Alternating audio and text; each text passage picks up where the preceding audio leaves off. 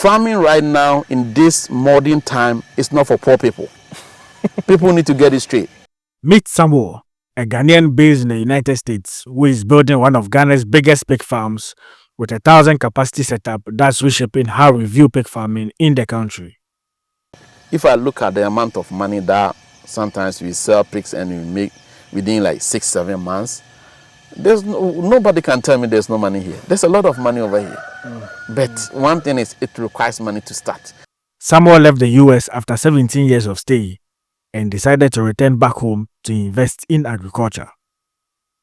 It's a mindset, it's a mindset and perception that people have, that they think like they can only make it outside. And I don't buy into that, to be honest with you. In today's video, he shares what inspired his move back home, the lessons he's learned along the way, and how he's turning his vision into a reality, one pig at a time. Like last year, I lost about 100 to 150 piglets due to the same feed. Okay.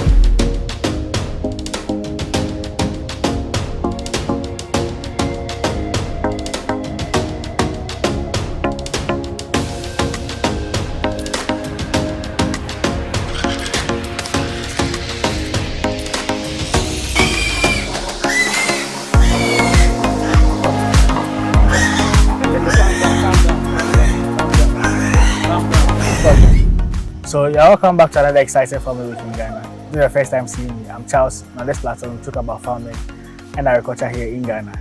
I'm here with Mr. AJ. I'm here to have a conversation about how he began, how the whole farming journey started for him here in Ghana. Precisely, we are in the area again. This area is under Ejoso, Jabin constituency. Okay. And there's a village called Ejanka or Wana Road on near Bomadumasi. Okay. Yeah. Okay. Nice. But the name there, maybe Ampo. Diampompo. And Diampompo is the junction from Accra Road to here. But the farm is currently located at Ajanka. Okay. There's a village called there's this priest over here. So he was the one that settled here first. So they named this area and so it's called Ejanka, and there's a village here called Wana. Yeah. Okay. I don't know how the name came about though. I know there's a village called here Wana. So when you get to Boamadumasi from Biampompo, it's on Accra, Kumasi Accra Road stretch, and from there you come to Boamadumasi, and you're going to Wana or you're going to Burger Farm. When you said like everyone, all the taxi drivers on the roadside, they know. Yeah. So when you that, because that's what they've been calling me anytime. Like maybe our other staff and they drop it. Or say, oh, Burger Farm. Oh, then everybody want to grab because they already know here. Yeah. Because over here is the market day is on Friday, so there's a whole bunch of traders that came here because it's a farming community. Okay. Yeah. Okay. They get plantain, they get cocoyam, cocoa is a cocoa community, so yeah. Nice. So Mr. J, can you introduce yourself to my people, my viewers? Oh yeah, my name is Kojeje. Okay. I'm from Onye Odaho, born and raised. Okay. I'm a father of four girls. No boy. But that's the end of the journey. Oh, you can see. But people say, "Oh, I still want the guy." No. Listen, in America, it's very difficult to raise kids. Okay. So when you have like daughters who like they behave good, don't force yourself because it's very difficult and very expensive to raise kids in the state. So I'm done. 4 is okay. I'm guessing when they started going, we're like, oh, definitely don't be a boy. Yeah, let me tell you this one funny thing. I had my last daughter who is less than 1 year. Okay. So when you took the scan and was a girl, and we came here and you introduced mommy. How's the gender? I said mommy was like mommy face was not, she wasn't happy, she was looking for a boy. Okay. So I said, she's a girl. Oh, you want a boy, we don't want another girl, we want a boy. I said, wow. Listen, it does not matter whether it's a boy or it's a girl. The fact is how you impact them, how they will be important in the society. That's the most important thing.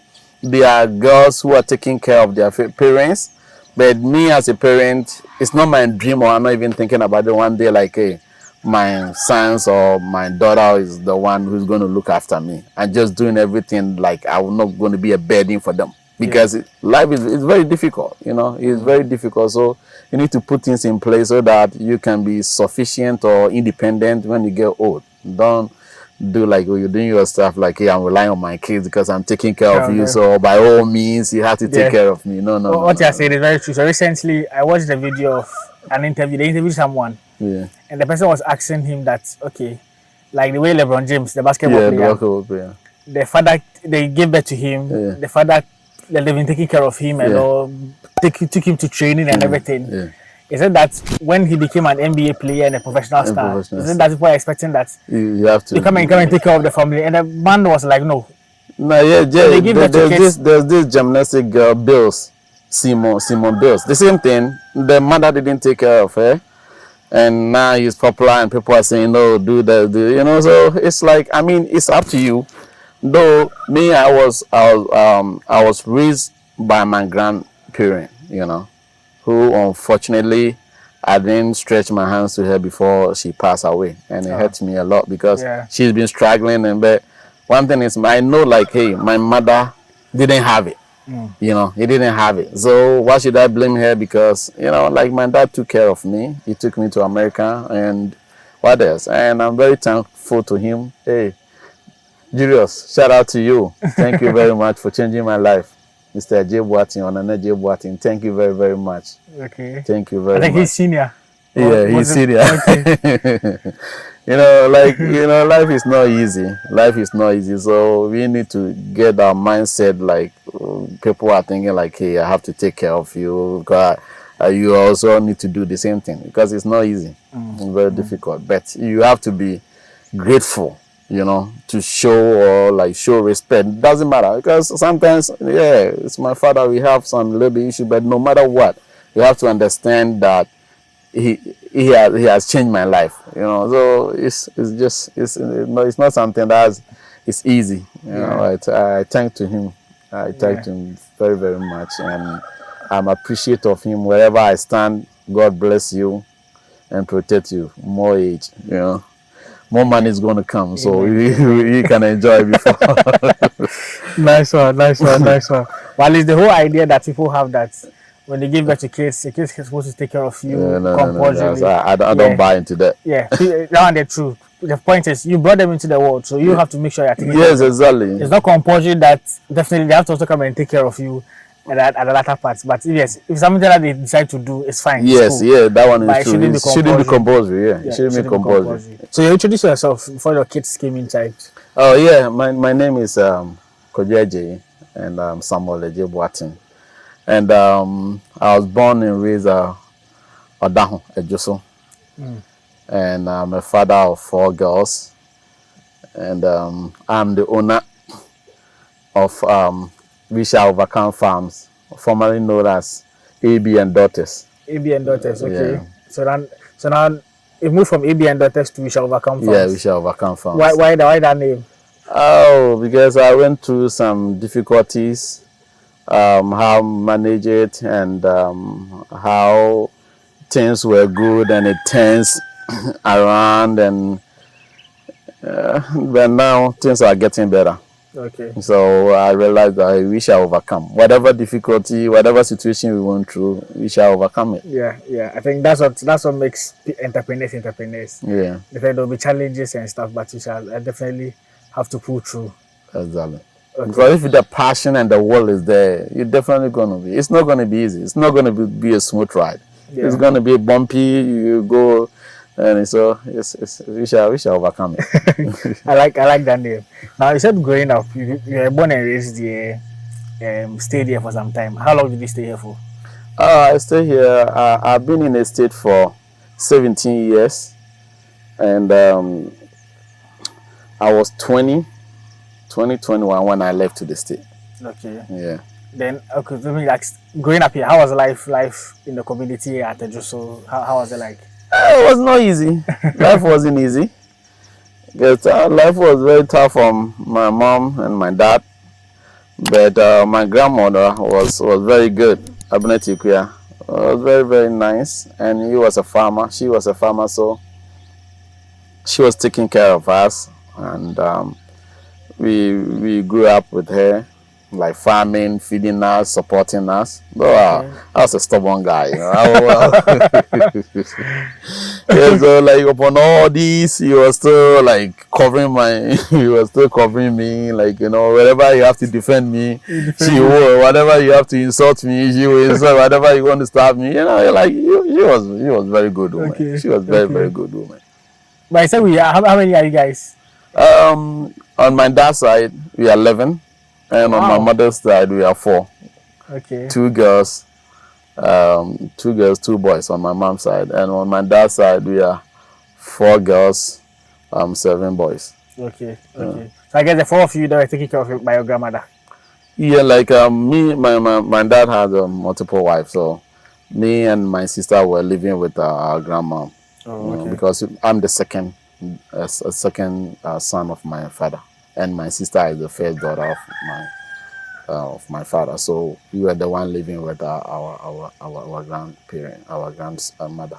Okay. I want to know. So, whilst you're in Ghana, did you go to school, JHS, high school? How was it? I completed high school over here, but it was not one school. Okay. Someone was sitting because like I went to primary school at Roman at Onye. Okay. And from there I moved to Onye Junior High School, and from there I went to Agogo Collins. And that one I stopped and I went to Presbyterian College, Kumasi. Quite a number of schools. Yeah. It was not easy. I was too stubborn. Okay. So I completed Presbyterian College and at Kumasi. Then I moved in 2008. Thanks to my dad, I moved to the States, and that's where the journey begins. Sure. So I want to know how the feeling was like when maybe after high school. Which high school did you attend? High school, I went to Agogo Collins. Okay. And completed. Then I stopped, and then I continued Presbyterian College. Okay. Yeah. Okay. So after high school, or did you finish high school before going? Yeah, I finished high school. So after high school, when you finished, what was the plan like? No, like because like, hey, listen, you see the stubborn because those time and dad was in America, so nothing would tickle me. So I know like definitely I'm going to go to America. So what else do you want me to do? I understand you. So like, I didn't do anything. I just go the way I want to go. No, I'm Bagasan, so definitely I'm going to go. Sure. So when that final decision was made, so I know you said you had 11. Your dad has 11 kids at a side. Your mom before, so definitely a lot of like siblings and stuff. When finally he was like, it was your time to go. How was the feeling like?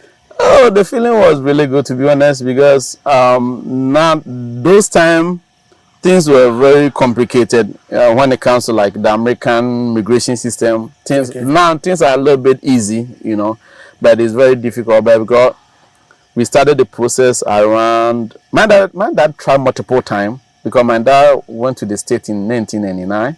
Okay. And so I think in 2002 then where he started the process, and it was not successful.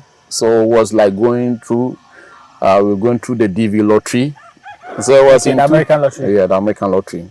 We won some and we didn't make it. So it was in 2004 that we started the process. You know, the process was tedious because that time even whenever they ask for document, you have to go.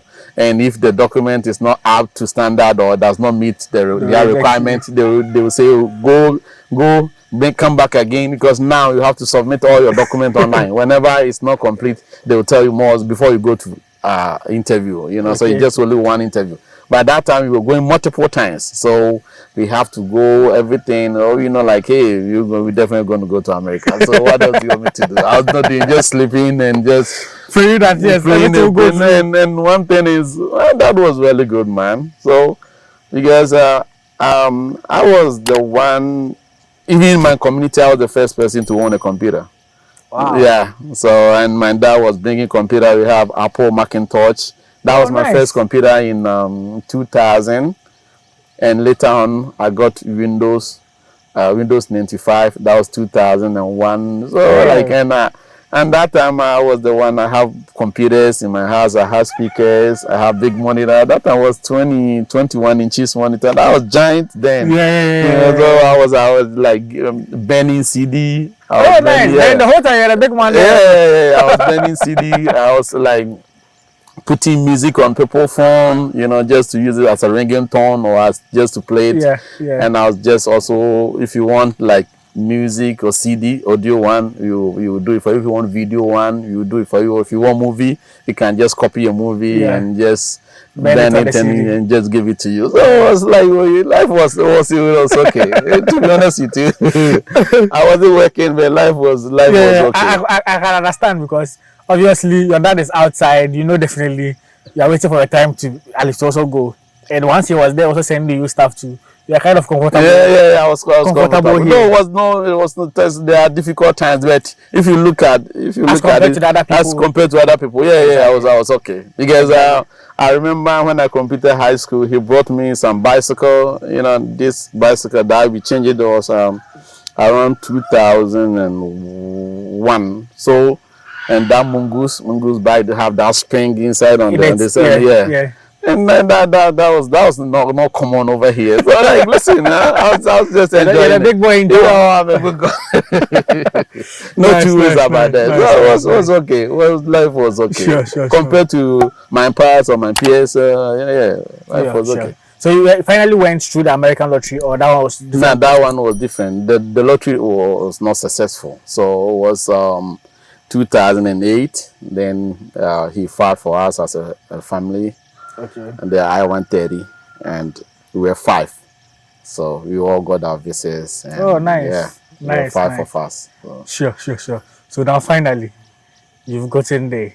How was the feeling like? Even going, when you saw that the process has gone through, how was the feeling like? The feeling was good, but one problem that hit is we didn't enjoy it, because we got the visa. I think we got the visa on Tuesday or Wednesday, and we traveled on Friday.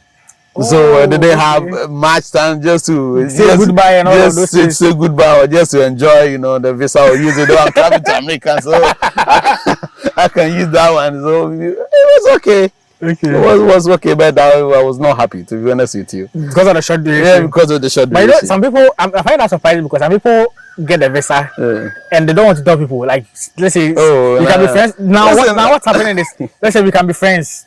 I might be traveling in the next few days, but you know about it. All you know is I'm there. Then I'll tell you, I've traveled. Like now, people feel like when you're about to travel, you tell people find a way to, I don't know. I don't believe that. To be honest, I don't believe in that. Now that's what is currently happening. Okay. No, I don't believe in that, because one thing I believe is, whenever is just if it's a genuine, then there's no need to worry about. But if it's like maybe you are finding a dubious way or something, like that's why maybe you don't have to. I'm open kind of person, so nice. Sometimes I don't believe in that, but because at that time I have friends that like maybe I have to say goodbye. I have girls that I want to. I guess imagine it. So it was not okay. I wasn't okay. Okay. You just have to quickly put things together. Because we got it, I think, on Wednesday. On Tuesday, it was Tuesday.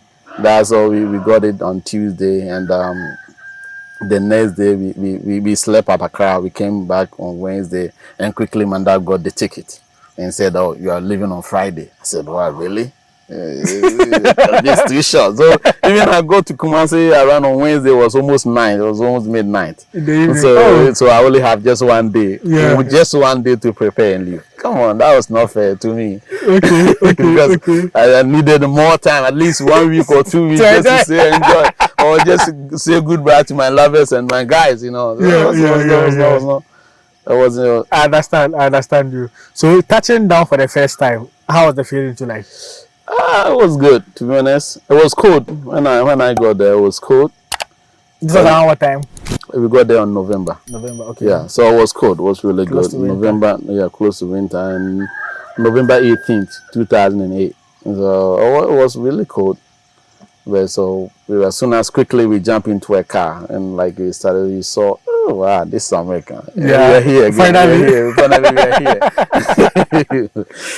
You're going to enjoy it. Yeah, you know, very soon things turn around, and it was not like how I wish it, because it's like we have like local chicken, and you see you have free time to roam, and now all of a sudden quickly we put that in a pen. He cannot move around. Look at how he's going to go. He will start looking for escape route to come out. It was the same thing, because like I was hoping that time I have a car, and I have a car, and I had two cars. I have Barcelona, this BMW, one door red one, and we have Mitsubishi Montero, so I can just drive around, you know, I can enjoy it. So, and all of a sudden I got there. I don't have nowhere to go. I'm doing it, just staying in the house, and there's no one to talk to. You don't see your girlfriend.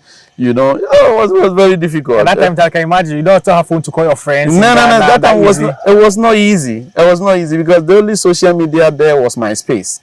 Yeah, MySpace. Yeah, MySpace was the only social media. Then quickly we went to Yahoo Messenger. Yahoo Messenger was there, but MySpace was popular in the state. But over here, a few people, because how many people did have smartphone then? Exactly. You know, it was not easy.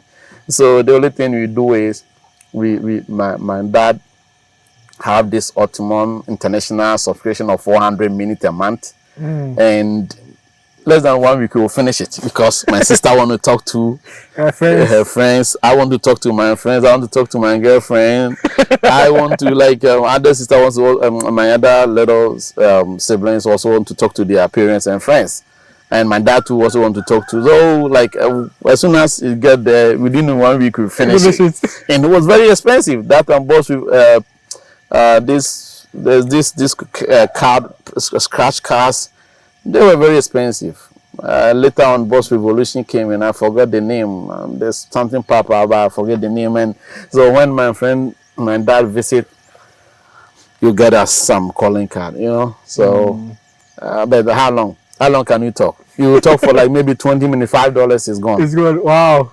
So now things are easy. You can talk on WhatsApp for so many minutes, free video calling. You can do that. You know, that time was very difficult. Okay. And I got the thing. So because if at that time in the night, I'll go to my friend's house, my brother over here. Yeah. We will just roam around. We just. But over there, you don't have that freedom. No, you have that freedom, but where are you going? You don't know anybody. You don't know anybody. And the person that you knew and you want to go to him, he'll be at work then.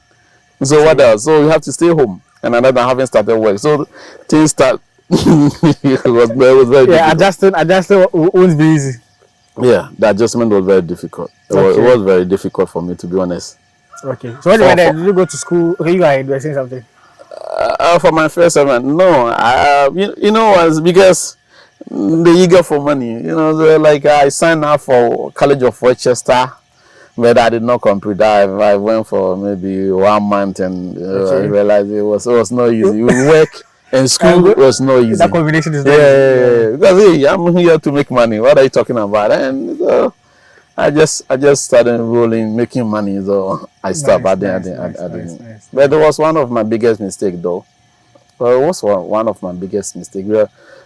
If I could correct that, I would just, because that time I know computer very well, so I wanted to do networking and security.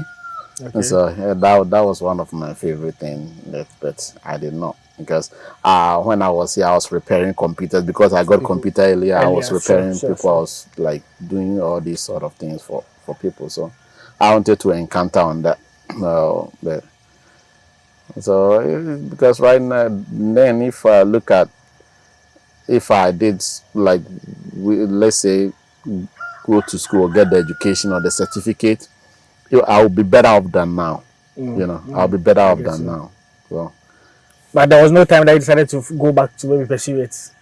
No, because right now it's very difficult for you, because I'm a father of 4. Yeah, you have kids, and you have kids that you have to pick them from school. You have to drop off. Pick them and drop them off. So it's very difficult. It's very, very, very difficult. Because abroad it's not easy to raise kids. Whenever kids come in, they will just destroy everything. I remember when I have my they will destroy everything because you don't have time. Because they are your daughters, you need to have time for them. Yeah. And when you combine with work, it's not easy. It's very difficult. It's very, very, very difficult, to be honest with you. So, working in the US, how was the experience like, and what kind of work did you start doing over there? In a state, the most common work is home care.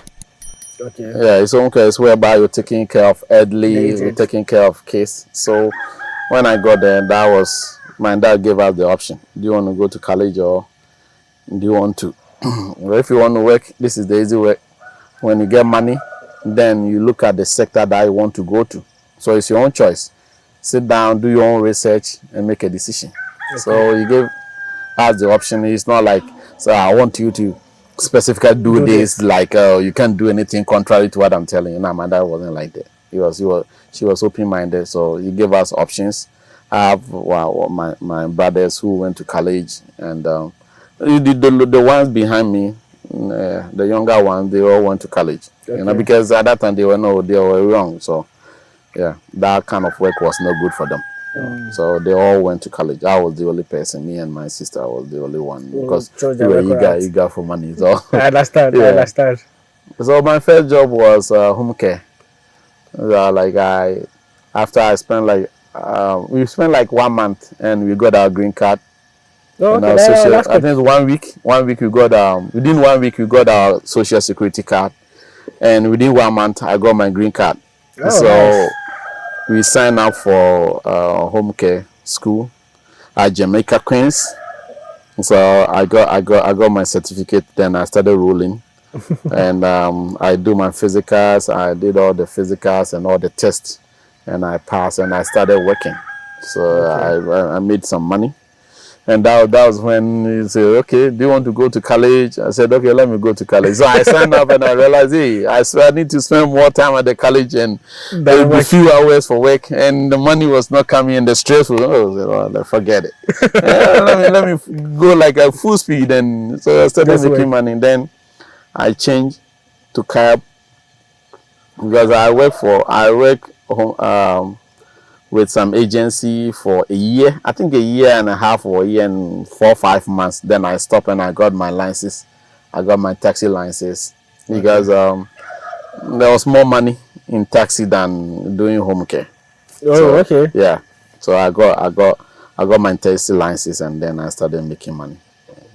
Nice. And then later on I signed up for CNA, but certified nursing assistant. But that one too is also another stress. But that one, the only problem is you need to renew your certificate every year, and often I come to Ghana a lot, so sometimes I need more money.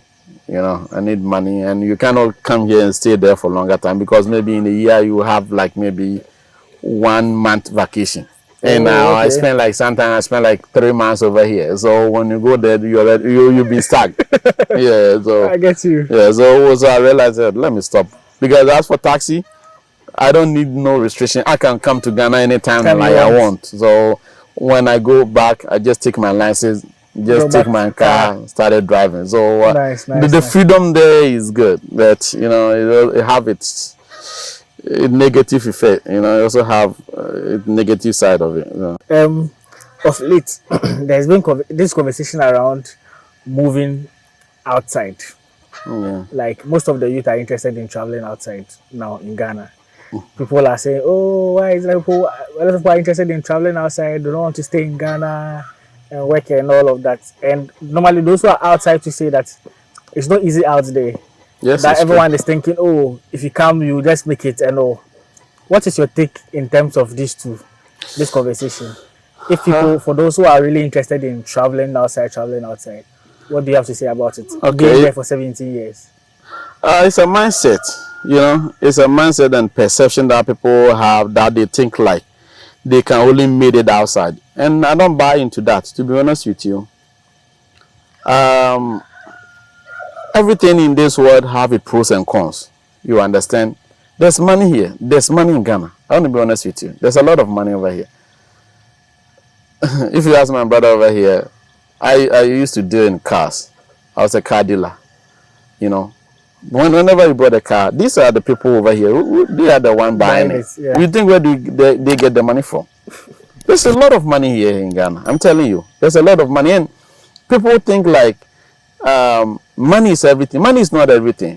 The freedom that people enjoy it over here, you're not going to enjoy that freedom over here in America. No way. You can ask everyone. There's money, a lot of money to be making in Abuja or in abroad. But the freedom, you don't have that freedom. Because over here, you work for maybe, let's say you're working for somebody, 8 hours, you have like, what, 16 hours, 8 hours to sleep. You have another maybe couple of hours just to maybe see family. But over there, it's not like that. You know, it's not. Because when I started college, I go to for 5 hours or 6 hours, depending. You go to work, you sleep in the night 12 hours. Quickly, you have to come home, take a shower, go to school. But by the time you get to the house, you don't have any more hours. You have to go back to work again. So things were not easy. And that time I have to travel like 2 hours to my workplace. You know, wow. So yeah, it was not easy. And at that time I was not that good when it comes to driving. So instead of people speeding, I would just relax. So you can I can get there because I don't get myself in an accident or something. You know. So over there it's not easy. Over here there's more freedom. That's a lot. You see a lot of people are started coming home because things that maybe you do, I don't condone that, but things that you do and you go free over there, no way you they'll punish you for that. Little thing they will punish you for that. You know, let me cite an example. I came to Ghana and there was an inspection that I was supposed to do for my car. Okay. And I didn't do the inspection, so I was here for 3 months in Ghana. And when I got there, the taxi and limousine sent me a ticket for not doing the inspection. Okay. Meanwhile, the car is not working. Just common inspection. You know, at the end of the day, I went to trial, and they find me guilty. I have to give them $100. Wow. Yeah. But over here, nothing. So the freedom over here is good, and there's a lot of money over here. The only problem here is the youth have been conscientized that, oh, Abuja is the greener. You can make it. Yes, of course, you can make it. But why is it that, ask yourself that, why is it that at the end of the day, whenever they make money, they're still coming home? Because it's not easy there. It's not easy as people say it. You know, there are a whole bunch of people who like have money, but they still think like they can make it in Abuja. Go there and see. There are a whole bunch of people, I don't want to mention name, I don't want to say something that would denigrate people. There are a whole bunch of professionals who are here making money, enjoying life. They'll think like you went there and their life has messed up. They would just standing in African market and all these things, just talking. Because you go there and a little thing you do, and if you're not very careful, you lose your license. Whenever you lose your license, you are done. You understand? It's difficult to get it back. It's not because I'm in America. There's no second chance. There's no second chance in America. There's no second chance in America. So when you committed a crime and maybe like you get arrested, it's very difficult for you to find a job. It's very, very, very difficult for you, unless maybe you're using somebody's document or so. Life is not that easy. So some people, they think like it's green and hey, stay home if you have money. If you don't have money and you have the opportunity, fine, that's okay. But if you have money, you have business, be truthful, persistence and perseverance. You know, push it, you will make it. You know, it's not greener out there as you see it. Things are very difficult. If I look at in this pig, though we haven't go to full capacity, even with this 250 capacity that we have. If I look at the amount of money that sometimes we sell pigs and we make within like 6-7 months, nobody can tell me there's no money here. There's a lot of money over here. But one thing is, it requires money to start. Yes, it requires money to start. So that's why the government need to get serious. You know, if they want to stop people going into travel outside or go to Saudi Arab countries Arabian where countries. our citizens are being maltreated, raped, and all this kind of, humiliated, and all this kind of, to stop this all kind of this humiliation, Yeah. So the government need to be up and doing. You need to help those people, give them loans at affordable rate, because in America I can get a loan with my credit. I can get a loan for 5%, 6%. Over here you are getting like about 30-40%. Yeah, so how's it, you're like, it's not easy. Yeah. I can just go to my bank, ask for a loan, personal loan, and I can get like 6-7, at least 7% with good credit. I can get it for like maybe 6-7%.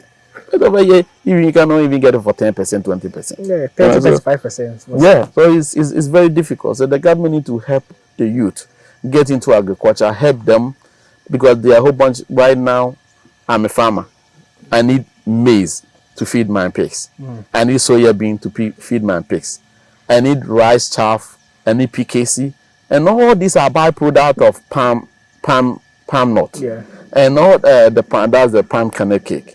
We need copra, that's coconut. So all these are byproduct of these things. And look at the amount of coconut that we drink or we consume over here. And after that, we can use the product for oil. So, Yeah. and even the most important thing is when it comes to oil, is coconut. Coconut is oil. healthy than this processed corn oil, seed, or these seed oils. Yeah. Coconut is healthy. So it's about time the government need to help the youth, educate them, let them know what is outside, because there's no gold there that you it's not going to be easy, because you can't get it all.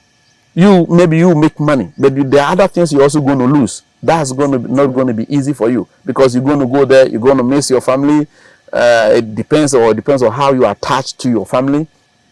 And all these things are the psychological aspect of it. It's not going to be easy, because you can't not go outside, especially during winter time. You're staying home 24 hours, but you are not born like that. So that's the difference between a broiler and a local chick. The local chick will roam around, do whatever thing that you want. Yeah. Like for instance, right now when you the door is open, when you open the pigs, they will not come outside. As soon as they will stand in front of the entrance, and they will go back, and they will be roaming inside.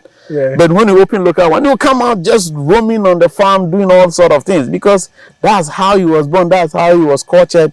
So it's a different thing. It's not something like when you're not used to. If you're an indoor person, that one is okay with you.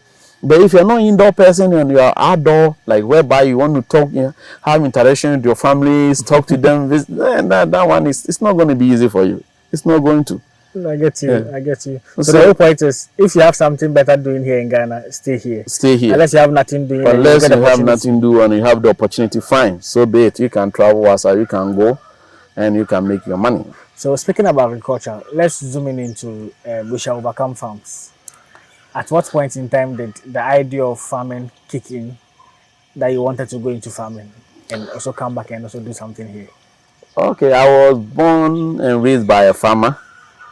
So my idea was to go into farming. I decided to do farming in 2012. In 2011, where I have my first daughter. Okay. So I decided to do farming. So I got this land, this 1 acre land at Kubasi. So I wanted to set up a poultry farm.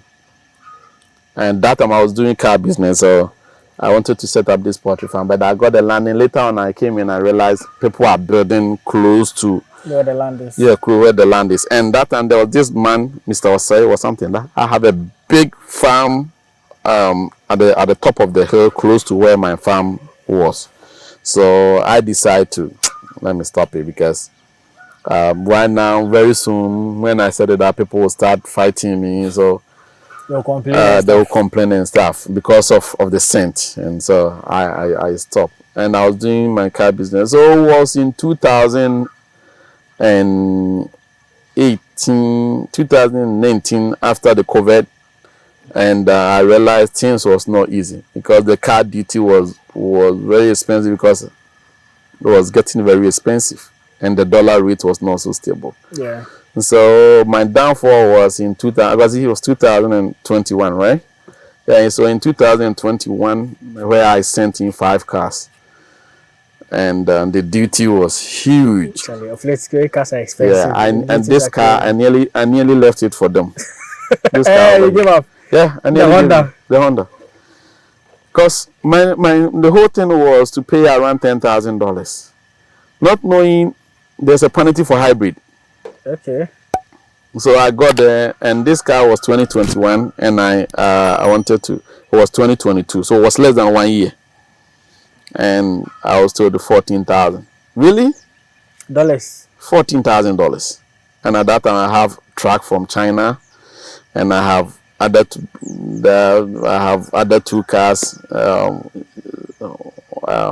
This Honda CRV. Okay. 2019 that have been sitting there for almost 2 years, and there's no buyer, and all the 5 cars were all here. Man, it was not easy.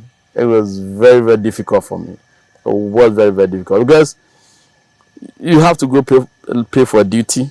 The next day the dollar is up. What are you going to do? So I was forced to sell some of my cars at a cheaper, because in order not to let the government take the car. So after that, I lost a lot of money. I lost a lot of money. So I decided, okay, whatever left, I have to find something to do. So I talked to my wife, and I talked to my brother over here. So I said, okay, let's get some land. So initially we find some grabbing, but like, if I look at how the land, the family issue and all these things, so I opt out, and finally we find one over here. Okay. And this one was about 5 acres. I said, okay, we did some inquiry and realized it was legitimate, but it was from the family, it was not from the king. Yeah. So we got it, and that's where the thing started. Okay. For somewhere 2021. It was 2021. Okay. Okay. But it was late of 2020. That's what you got. Late of 2020. Okay. Yeah. But why pig farming and not go back to the poultry farming? Okay, because when I came in, I was trying to do some research, because I like doing research, a lot of research into whatever thing that I want to do. So I visited a lot of people farm, and I was asking them what are the problems associated with poultry and piggery. And I realized, like, people, especially those as absentee farmers, if you don't have a trustworthy person, be very careful when it comes to poultry, because one, they steal the chicks, they see eggs, and the feed. And these are easy things. They are easy to do. So you have to be very careful. And I asked them, okay, how's the piggery?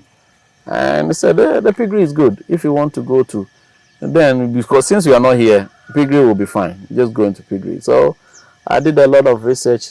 No, not deep or depth into. I didn't delve too deep into it there. But the little people that I interviewed, I realized, like, it was good to do piggery than we have very soon, when you complete our third project, we're going to go for chicks. But that one, I need to make sure, because very soon my mom is going to come home, and but my dad is already here. My dad's already retired. He's not going back to stay. Oh, so he's finally come back to stay in Ghana. So very soon I'm going to invest in some, maybe 1,000 or maybe something. But that's not now. I just, in the next 2 years or 3 years, I will just raise some chicken.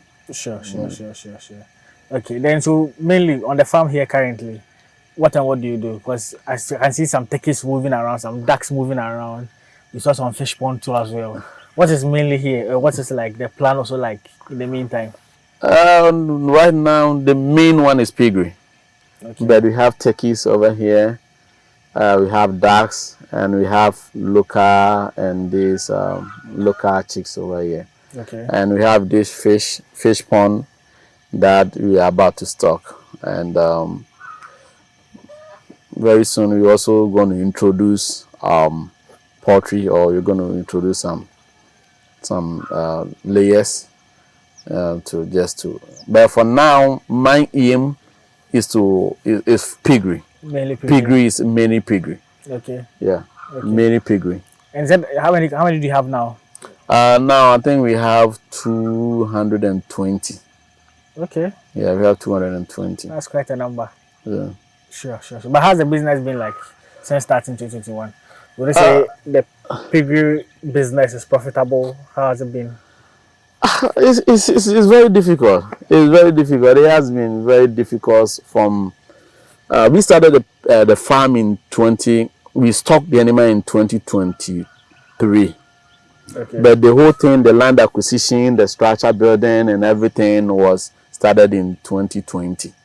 Because I got the land from the family, and I plow it, clear the place, and I was when I was about to make the bricks.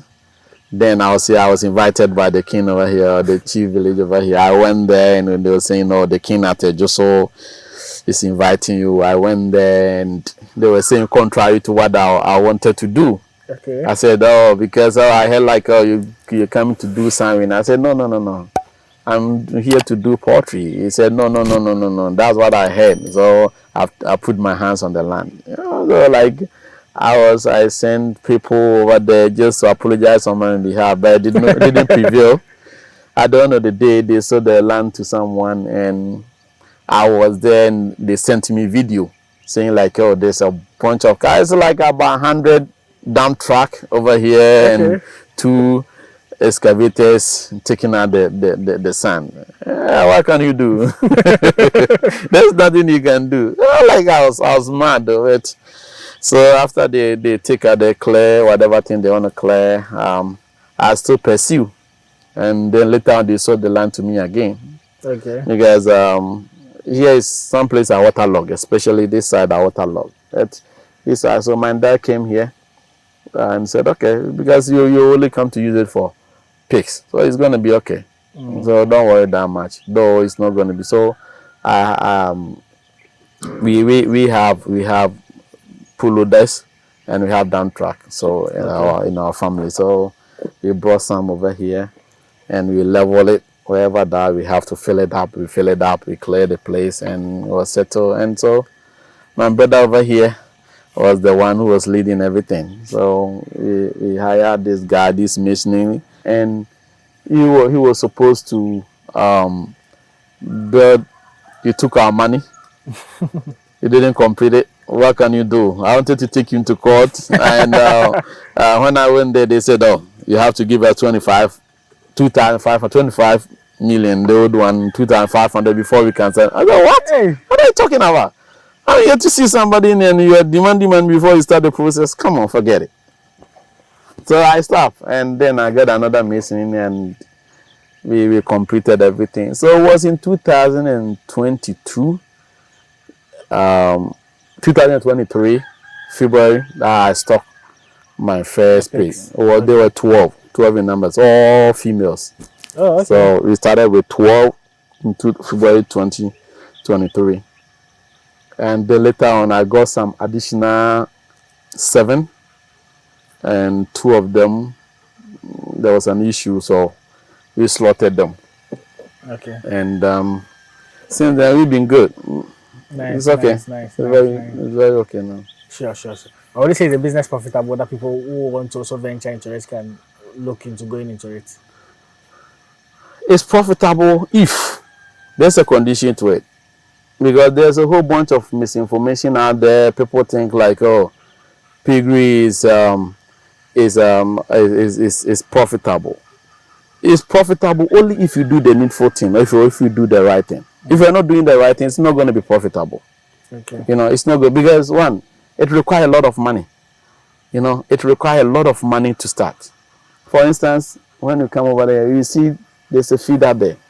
There's a feeder there that order from China. There are some of them all over. When you go there, you see it over there.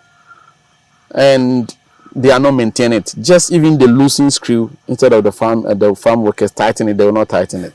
They will let the animal push it, scratch their body on it, and then it will fall, and they will put it over there. And this thing costs money. Yeah. So all this, and whatever the feeder is broken, there's feed wastage, there's all sort of problems like diseases.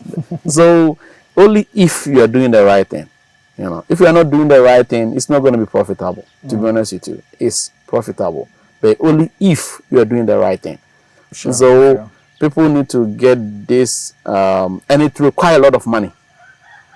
Farming right now in this modern time is not for poor people. People need to get it straight. Those days that people would think like farming is for poor people, it's not today, or this our current time. Because right now over here, our grower feed costs about 6,000 a ton. Yes, and when with about we are now about 100 and something growers, because there are some starters that we moved them to growers. 4 days 1 ton is gone. 4 or 5 days 1 ton is gone. Wow, the feed that they consume. Yeah, the feed that they consume, because our feed is rich. We don't use a lot of PKCs. We don't use a lot of like fiber in our feed. We use raw feed. We use biscuit. We use wheat flour. We use maize, and we use soya bean. 4 bars, 5 bars, 3 bars. So it requires it requires capital. It's not very, because even the structures over here, the plant itself, how much is it? I have a solar that cost me over $10,000 just to set it up. Oh, so it's run on solar. Yeah, we run on solar. You know, nice. We run on solar about 14,000 watts. Wow. You know, and so it requires a lot of money. So those times you think like farming is cheap. It's no more. It's not. It's very expensive. So people need to prepare. So it requires a lot of money. It requires a lot of money, and it's not cheap. It's not cheap like people think like farming is very cheap. It's not. Because pig eat a lot. Yeah. And whatever feed that you give it to them, they are going to turn that into weight. You know. So though they require, some people give them 2 kg. Pig a grower from 50 kg require 3 kg a day. You know, you require 3 kg of feed a day for optimal performance. Yeah. You can give that animal 2 kg, 1.5 kg, but it's not going to grow as you want it. You know, True. So people see my pigs and they say, "Hey, I never see big pig like this." Yeah. And because guys, the pigs are very big, very, very huge pigs. You know, like you go there and they'll say, "Hey, your pig is big. I've never seen," because we give them what they require. Yeah. You don't give them shortcuts. You don't feed them fibers, a lot of fibers.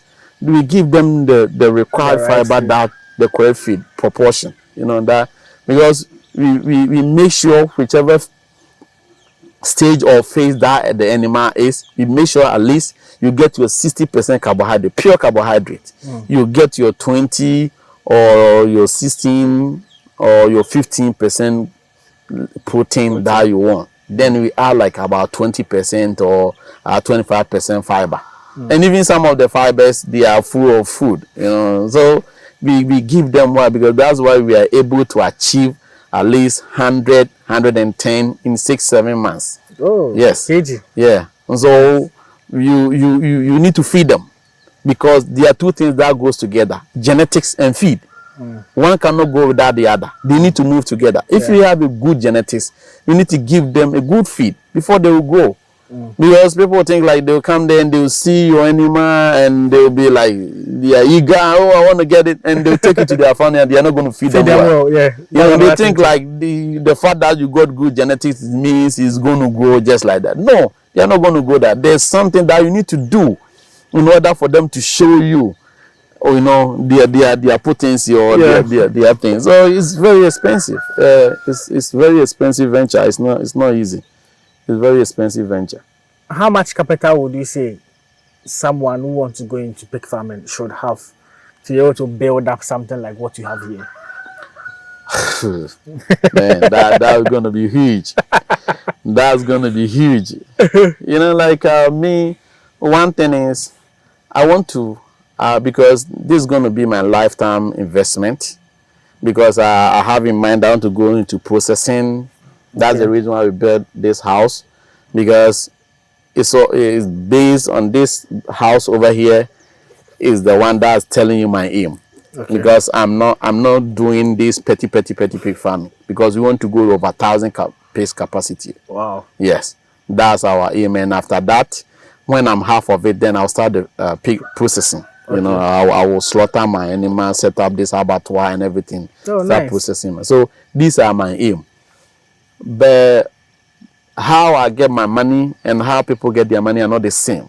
True. One thing I'll tell people is there's this phenomenon or there's this idea from these Filipinos that over here people think like building, they will come here and they say, oh, you have a nice structure, you have this, and people like thinking like putting up a good structure is the end game. No. The Filipinos have the idea that the genetics and feed is very important. The key things. So what they do is you see them having, if you watch YouTube, you see them having this shitty pen. You see them this wooden structure. Yeah. But when you go there and you see the animal, you ask them by yourself, oh, look at this. You know, because they think like they don't want to waste the money on the structure. Okay. But they want to waste their money on the genetics. They'll rather buy good genetics animal and feed them well. But over here, we think like, oh, we want to put a good structure. And at the end of the day, we run out of money. And we don't want to buy good genetics. And we just beating around buying this cheap animal. I remember there was this man that asked me, oh, do you sell piglet? I said, I don't sell piglet. He said, okay, oh, please, I need piglet because I live in Tamale. And I said, okay, my piglet is like between 1,500 to 2,500. I said, wow, 2,000 to 2,500 for piglet. I never get a call from him again. But people don't realize the importance of genetics. Yeah. There was this piglet, there's this pig over here. When I go there, I'll show it to you. I bought it from a farmer, a breeder in Abri, in Sawama Abri Road. And one piglet, he was a male. I bought one male, one pure large white, and one Duroc Python. The Duroc Python piglet was $350. Wow. Yes, for the piglet. Damn. You know, Jima. I bought it from Jima, $350. And I bought a large white, $250. Yeah, so people come here and but when you go there and you see their offsprings, it tells you the difference. Yeah. You go there, there are a whole bunch of piglets in there. But when you look at the piglet, you can see like, this coming from this mother. True. Because the structure, the body wise and everything and the growth. You know, so it's people think like it's very, now they want to start, but they don't want to start with good genetics. And the advice I will give it to people is, don't do this cycling thing that a lot of farmers are doing. One, you don't start well and you get to some point, then we have to reverse or come back again and start again, because it's not easy to make money. It's not easy. It's not easy. So when you want to start well. Even if you can buy yourself a good genetic from a good breeder or good farm, just get yourself maybe 2. Then start gradually, then you expand. Okay. You know, people think like, oh, I want to start piggery so I can get any pig, and I'll maybe when they go and they are struggling. But one thing you need to understand is the first experience have influence over you. If you get the poor breed, that they are not growing well, that they are not giving you the weight that you require, it demoralizes you. You know, it will like the passion, the interest that you have in there. Oh, doing that will come down, because hey, you said pig can give birth to 14, and my pig is not giving birth to 14. Right now, I have a pig that is foreign right now. As you got, I think they were about 6 or so. Yeah.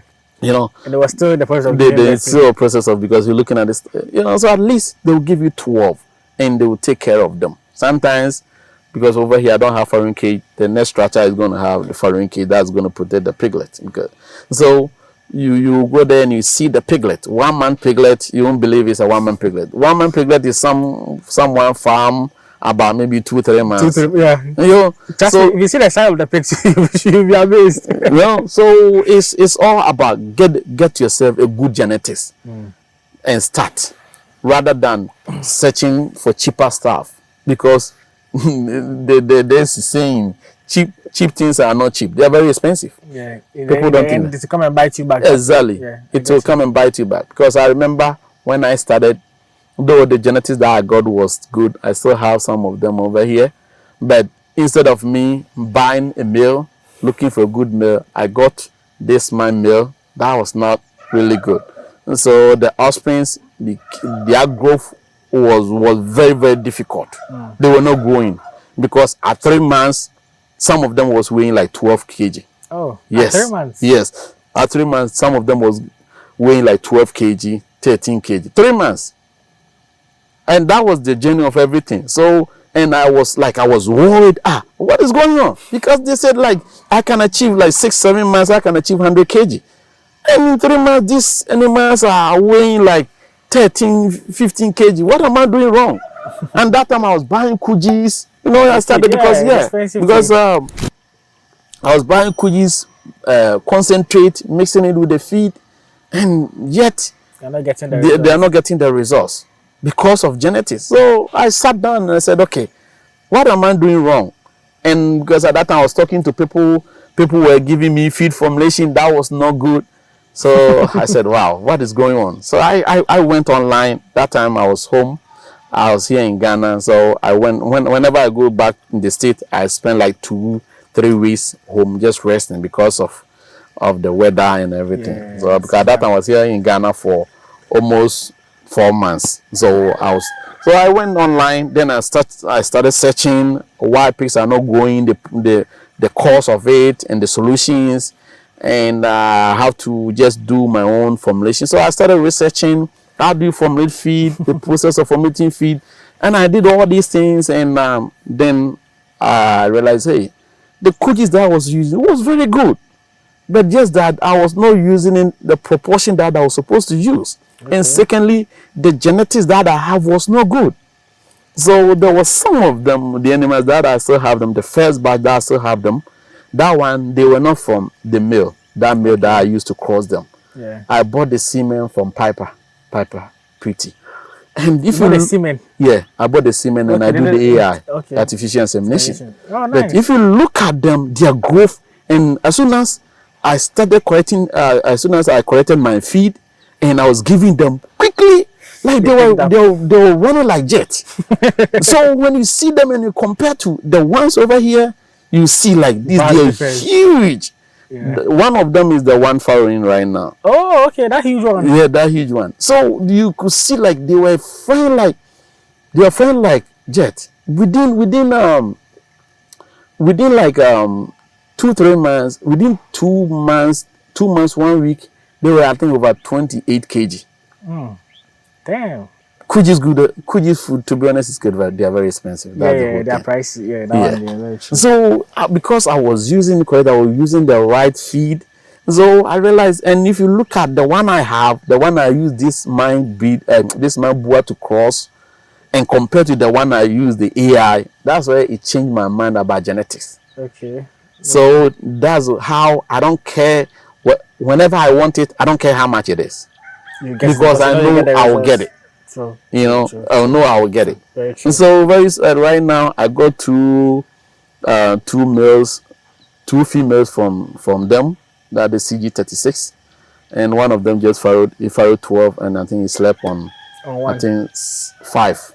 Yeah, that's the first time, so it happens like that. Okay. And that time, there's a lot too. Yeah, 5 is a lot, but at that time I was also going through a lot over here with workers. So there was no workers over here. So the attention that you required, that it was not getting it. So she slept on 5, and now I think have 7 over there. And they are 3 weeks, and they are very good. They are around like 5-6 kg right now. So it's really good. And even that one, we are not giving them crib feed. Okay. This one we are not even giving them crib feed, because I just got new workers and I'm in the process, and this one another business. So this one took all my time. Now that I get workers, I don't come over here. I go to attend to that, other businesses and other things. So I'm now very soon we're going to introduce our crib feed that we used to give it to them. Because before we used to use Kujis Rumeko, and they were doing fantastic, but the side effect is we're having a diarrhea.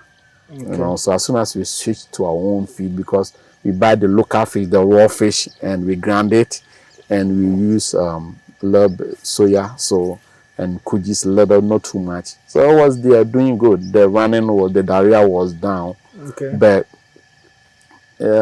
we very soon we're going to introduce it back again, because most of our females are pregnant now. We cross them, so we don't have too many of them. Yeah. Sure. Speaking of genetics, I want to know which of the breeds do you currently have on the farm? Right now, I have pure large white. I have pure Duroc, and I also have crossbreed, Python Duroc, because one of my boa, the big one, is a Python Duroc. And so we have this large white Python Duroc. We have Duroc large white, and we have so we look at the mother, because some of the mothers are big and others are medium, so they are not the same. And some of them, they will not allow the small boys to cross them.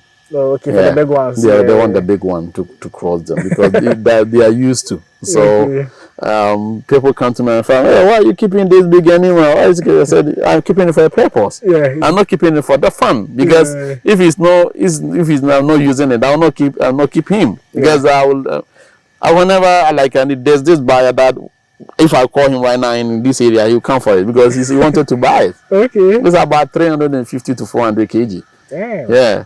So you want to buy it. But one thing I'm thinking is, unless this large white is ready to mount them, then I can sell him off. Okay. I get you. When they become big enough that they can be they can do. And because pig are something, or they are something. I remember this Python drug that I told you. She was on heat 3 weeks ago, and that my Duroc was not feeling well, because when I came in, I don't know, he felt sick because of how we were not cleaning the place, because there was no workers, and so she felt sick, and I was treating her, and I wanted the large white to cross her, and she did not allow her to cross it. Meanwhile, the large white is big. Is this almost, though they are not, but she did not. But whenever I sent him to the Duroc room, he was allowed to, but the Duroc doesn't have the strength. Because when he try it and he cannot cross, then he will just lay down. And I didn't want to stress her to bring her to this boa, and that time he was also crossing some 4 or so over here. So I didn't want to stress him, and that one I let the heat pass. So sometimes you need to make sure you know what you are doing. You need to make sure the sizes are not that huge. Their sizes are the same. They are balanced. Okay. So you're about to wrap up, but one question I want to ask: if someone wants to, what advice would you give someone who wants to go into the pig farming? How much capital would you say that they should be looking at to be able to start a successful pig farm? It requires a lot of money. But one thing I'll tell people is, do what I'm doing, and that will change it. Because people think oh, I will just buy feed every week, And when you do that, it's very expensive. To be honest, you buy feed today, the next day you go, the price has increased. Yeah. Because I remember I bought some maize almost a year ago, and I bought one bag, the size 5 one. I bought it for 650. That's about the 3 by 150, 170 kg. Right now, look at the price. It's about 1,000. So look at the difference. And I still have some over there. Yeah. So when you buy it in large quantity, it saves you a lot of money. Right now, I have some biscuit and soya that I have, but I ran out of soya right now. And so right now from here, I need to go to a juicer and get some soya. Okay. But I bought it from Tema. At the juicer, they sell it for 465. It used to be 470. But I got it for 430 at Tema, because I'm buying in large quantity. So at least I'm saving a little bit on it. So I'm saving 30 cedis on one piece. So when you buy it in large, it saves you a lot of money. I also get my biscuit in a ton. I get 10 tons or 12 tons or 13 tons. Then the car will bring it.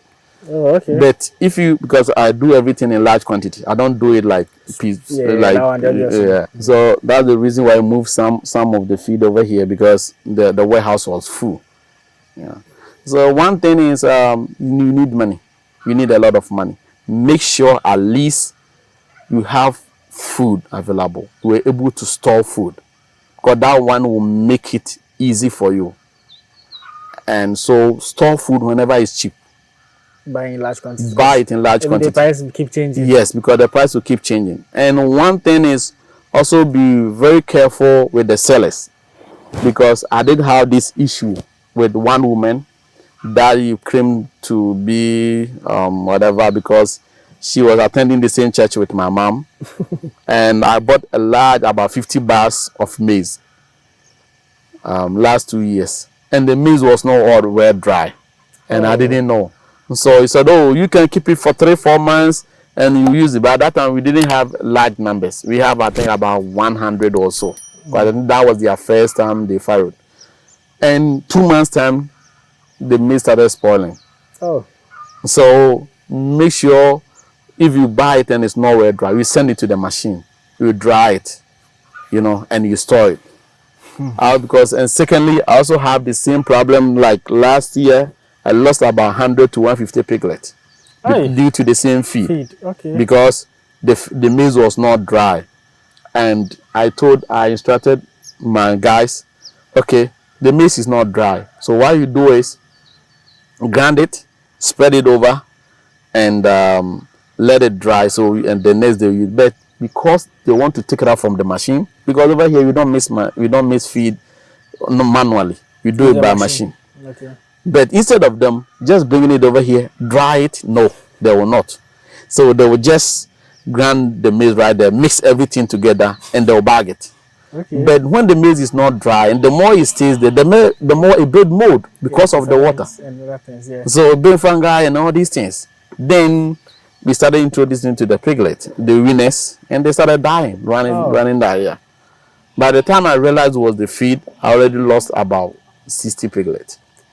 Because at that time we had about almost 200 piglets. We used to have a lot of animals over here, because all of them I have about 30 mothers that all farrowed. Wow. Yeah, I have about 30 over here.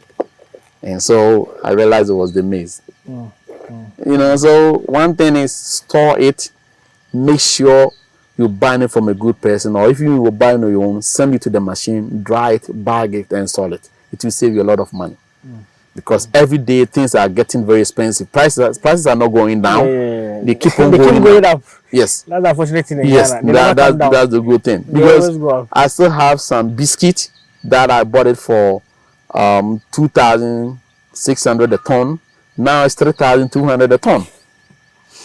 Okay. Yeah, so I still have some of them over there that I'm still using it. Right now I'm waiting for some biscuit that, though I found it from different person, but the price is cheaper than this guy that I was getting from. So buy it in large quantity. Buy it in large quantity. Make sure you store it, and it will save you money. So one thing I would advise people is, depending on the capacity that you want to go, at least make sure you store some food. That's all I can say, because over here at my farm, you're definitely going to require about $150,000 to $200,000. Wow. Yes. To have something similar like this. To have something similar like this, because the solar panel, the plant for feed, because the machine I bought it from China. Everything we bought it from China. You know, everything I ordered from China. Damn. The scale, the feeders, and everything. I have a lot of them over here sitting at the warehouse that I have to install. There's this new one that I just introduced, the big one. You see, there was this big feeder over there. Yeah. I just got it last week. So there's a whole bunch of them that I have to set it up and put it over there. And some of them are also for the expansion. They are not for these ones here, because they are for the expansions. So it requires a lot of money. It requires a lot of money, because land acquisition, building houses, even the house itself is, it's not cheap. It's not cheap.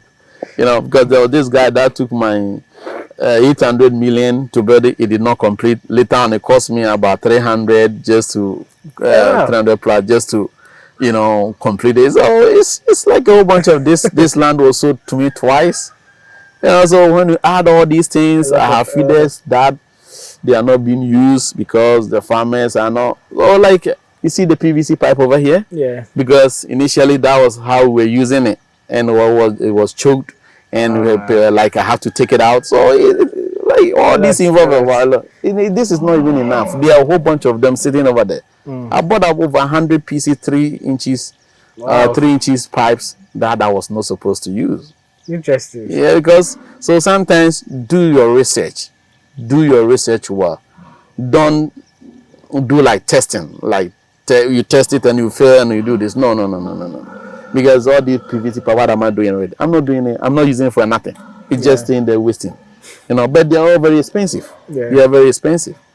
So one thing is, do your diligence, do your research well, and then you start.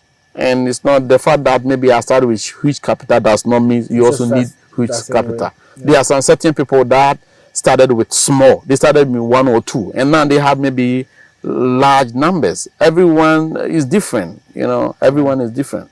But be truthful, be disciplined, and and persistence and perseverance, and you will survive. You will make it. True. And speaking of the amount you mentioned, I believe you've not even recouped the amount yet. But No. It's a long-term investment. Yes. Will come into place. Even like right now, I ask people. People will say, "Oh, do you keep records?"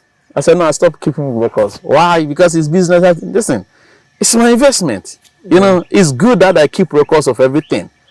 But one thing is, sometimes when you do that, it discourages you, because sometimes I have issue with my wife, because if you look at the amount of money that we have invested, and you look at the return that is coming, it's not enough.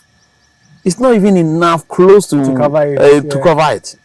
So sometimes you do this and there's a whole bunch. So that's why sometimes I just skip it. So whenever you see it, you just see like maybe they say, but the amount involved is more than the amount that you see over there in our balance sheet. So it's good. Piggery is very good. Right now, as I'm speaking with you, they are scarce right now. People, a whole bunch of, because one time I have my friend call me saying that there's this Chinese from Tema, and he's here looking for pigs. Wow, from Tema. From Tema all the way down to Ejoso, looking for pigs. This Chinese guy. So it's a good investment, but only if you are doing the right thing. It's not just you can just do it anyhow and you think like it's profitable. It requires a lot of money too. So those in diaspora that think like, whenever they are asking you for money to feed them, I have this friend over here that his brother-in-law is in Europe, and they don't buy good food. They would only use maize bran. American will tell you garbage in, garbage out. Because pig are monogastrous animal. They cannot digest fiber. They can't travel on fiber. They are not like ruminant animal, whereby they have complex stomach that can digest all the fiber. Okay, 4 chambers. So pigs, it's like we human beings. When we eat some maize and you see at the end of the day you go to toilet and it's the same thing come out. The same thing. We don't have that enzyme to digest it. So if you feed your pigs with that kind of food, it's the same thing that's going to come out. It's not going to, you see the belly big, but the nutrients that it requires, it's not going to get it. It's not going to get that enough nutrient to grow well for you. So advice to pig farmers is invest it. Invest in there is really good business, but it requires money. So set up your mind, because things are not cheap anymore. Right now, I remember I don't use PKC. I don't use PKC, and PKC was around 70 cedis also. Now PKC is 130 Ghana. Damn. For 50 kg. This is wasting, and look at how much it is. It's very expensive. It's not cheap anymore. So we need to, whenever we are going in there, we need to have a mindset that it's very expensive.